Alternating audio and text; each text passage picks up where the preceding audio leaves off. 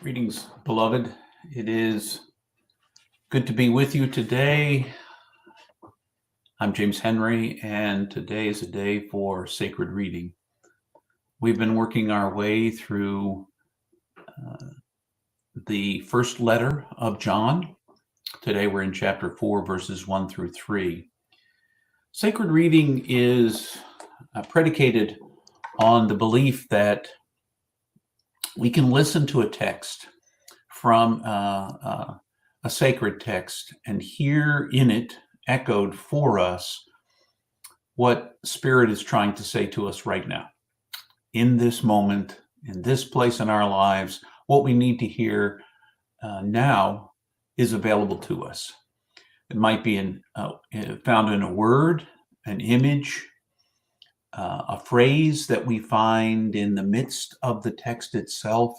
And if we listen closely and from the heart, something will ring true to us and speak to us. It's not about trying to find what the original intent of the text might have been when it was written. That's a good point of Bible study and perhaps of preaching and the like.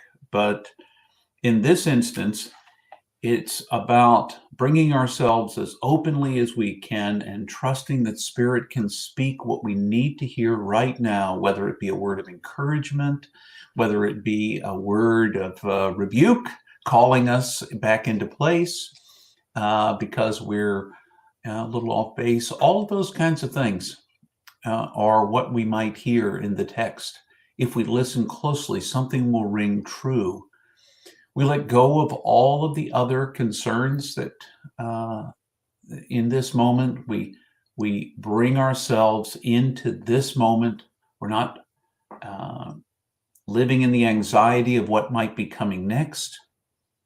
We're letting that go for just a moment to kind of hear, maybe in this moment, what we need to hear.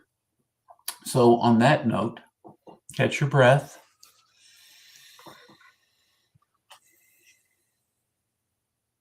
Let's listen together for a word from the Lord.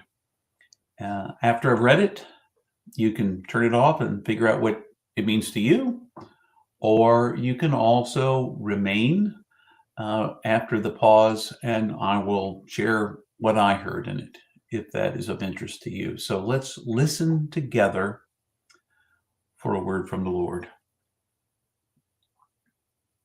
My much loved friends, do not trust every spirit, but test the spirits of the prophets to see whether Creator sent them, for there are many false prophets who have gone out into the world. This is how to know whether a spirit comes from Creator. Every spirit that says Jesus, the chosen one, came to us as a human being is from the Great Spirit. Every spirit that does not speak of Jesus in this manner is not from the Great Spirit. This is the spirit of the false chosen one, the one you have heard was coming and who is now already in the world.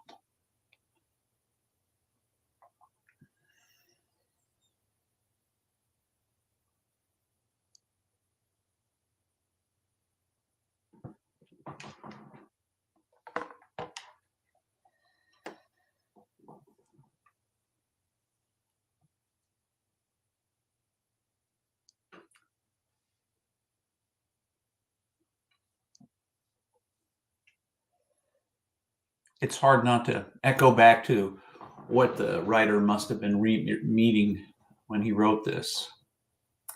But the idea that we need to listen carefully to all the messengers who come into our lives,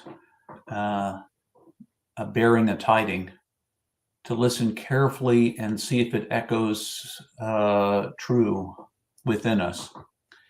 Now, I don't want to echo true just in the echo chambers of what we've already decided is true. So often we come to everything. We let the algorithms of our feeds on our various social media tell us what we want to see, and the thing that we see reinforces the thing that we already believed. It's a wonderful way to stay in one framework without ever being challenged or having the opportunity to at least push up against things that and people that look at the world differently than us. It's important to kind of see for ourselves if what we are hearing measures up, if it seems at its deepest level to bear witness to the ultimate truth. Now, the measure that's given to us in this particular text is anyone who says that Jesus, the chosen one, comes from the great, from Creator, is sent by the Great Spirit, and those who don't, who purport to be messengers in a superior way or distort the message that came from Jesus, is perhaps false in their message.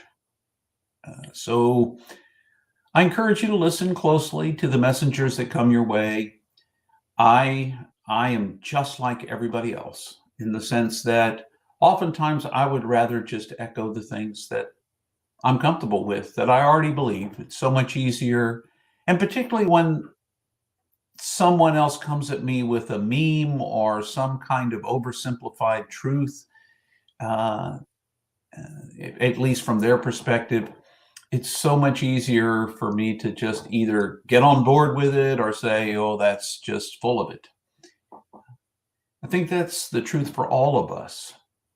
And a real measured approach is to listen and realize that almost everybody who tells us something, particularly on Facebook, is looking for likes.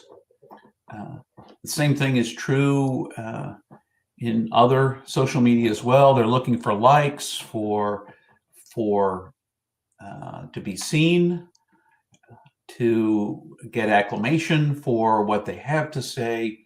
And it's less about maybe what's true than it is about wanting to be liked, wanting to be embraced, sometimes wanting to spread disinformation.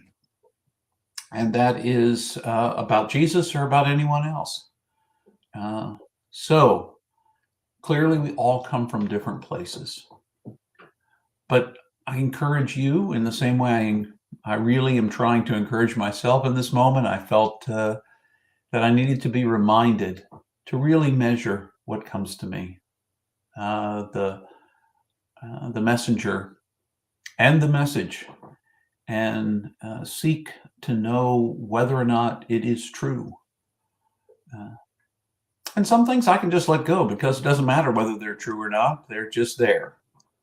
And some things seem like I need to respond in a light-filled way.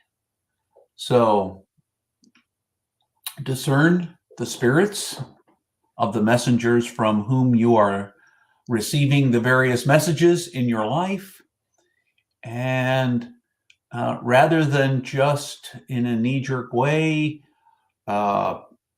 resist and push them away, or embrace them like they're the best truth you've ever heard, perhaps measure them.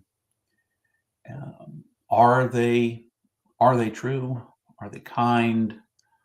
Are they necessary? Those are good questions to ask.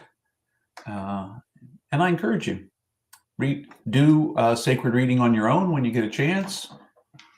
Choose a text, read it to yourself aloud, and see what it says to you. Maybe read it more than once so that the echoes build up. And don't be surprised if you hear something you need to hear in that moment. Until the next time I see you, I wish you all the best.